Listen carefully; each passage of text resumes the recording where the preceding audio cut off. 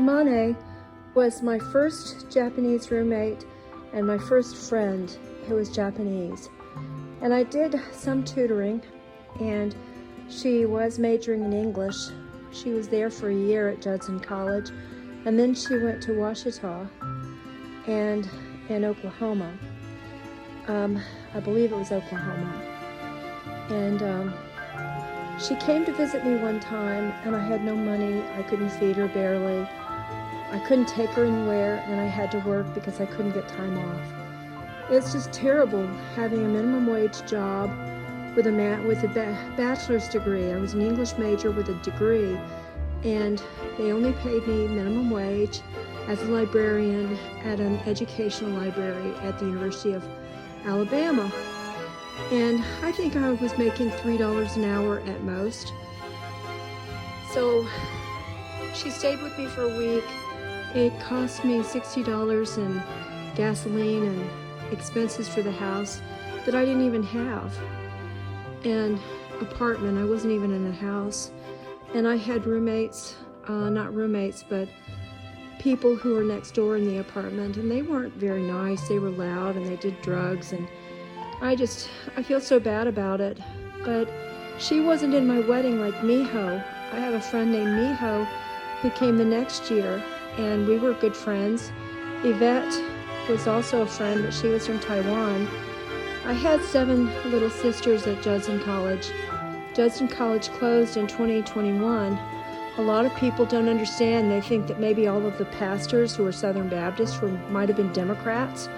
They don't realize that people who are pro-life and anti-gay and anti-trans and anti-everything else might have closed the college down. And the only thing we needed to do, if we had wanted to keep it open, is take a college course, because we already had a degree from there. We didn't have to send any college transcripts. We could just spend $1,000 or more and take 1 or 2 or 3 courses from Judson, and the school would not have closed. And people knew that, but they didn't do it. And I didn't do it either, because nobody said, let's do it. And so I didn't do it. So 5 people registered and nobody else did. And so the school closed. It was in Marion, Alabama, where my aunt Grace Mitchell lived. She was still alive when I went to school there. And Emma Avant Lake lived there. Grace Avant Mitchell and Emma Avant Lake lived at Judson, not at Judson College, but Marion, Alabama. Emma was a nurse at the retirement home or nursing home, and Grace had had strokes, so she was in the nursing home at that time, and Emma was already dead. She died in the 60s, 1960s. But that's my story, and yes, everything is a little dusty. I need to dust.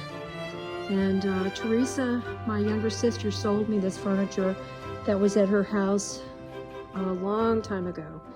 And she is so sweet to have thought of me and offered it to me, and I really appreciate her doing that, because I've enjoyed it for more than a decade. All right, well, well, thank you so much for listening and looking at this last picture that's been hung. I have several more that need hanging. Since we painted the house pink, half of the house pink, and the house is 14.5 feet high. That's about, what, 3 or 4 meters? I don't know.